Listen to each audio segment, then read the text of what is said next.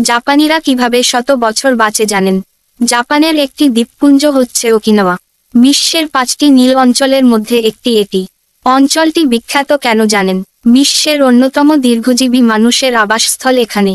2021 সালের একটি রিপোর্ট বলছে, প্রতি 1450 জনের মধ্যে একজন জাপানি ব্যক্তির বয়স 100 বছরেরও বেশি এবং শতবর্ষের নারী 88.4%। ওকিনাওয়া শতবর্ষী অধ্যয়ন গবেষণা দলের একজন সদস্য ডক্টর ব্র্যাডলি উইলকক্স। তিনি 20 বছরেরও বেশি সময় ধরে দ্বীপে শতবর্ষীদের নিয়ে গবেষণা করছেন। ব্র্যাডলি উইলকক্স অঞ্চলটির দীর্ঘ ও সুস্থ জীবনযাপনের কিছু রহস্য ব্যাখ্যা করেন একটি প্রতিবেদনে। 1. ওকিনাওয়ার নাগরিকদের মধ্যে সামাজিক সংযোগ অনেক বেশি। সামাজিকীকরণ তাদের দীর্ঘজীবন লাভের ক্ষেত্রে বেশ কার্যকর অবদান রাখে। বেশি বয়সে সুস্থভাবে বেঁচে থাকার একটি কারণ। 2. স্বাস্থ্যকর খাবারের ওপর ভীষণ গুরুত্ব দেয় দ্বীপটির বাসিন্দারা। বয়স্ক ওকিনাওয়ানরা বিশ্বাস করে যে দেহ একটি পবিত্র স্থান এবং আপনার এটিকে দূষিত করা উচিত নয়।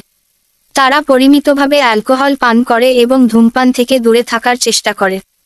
তারা শারীরিকভাবেও খুব সক্রিয় থাকে। এতে শরীরে বাড়তি চর্বি জমে না। মূলত উদ্ভিজ্জ খাবারই খায় এখানকার নাগরিকরা। তারা দিনে প্রায় 1 কেজি শাকসবজি এবং ফল খায়। লেবু ও সয়াবিন থাকে প্রায় প্রতিটি খাবারের সঙ্গেই।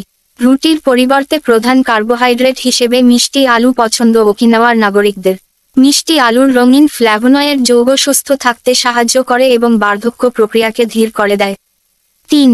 ইতিবাচক মনোভাব ওকিনাওয়ার বাসিন্দাদের আরেকটি বৈশিষ্ট্য। তারা সাধারণত আশাবাদী হয়। জীবন উপভোগ করার এই গুণ তাদের দিয়েছে দীর্ঘজীবন। 4.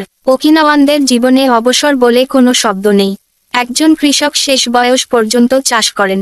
তারা ব্যস্ত থাকতে পছন্দ করে।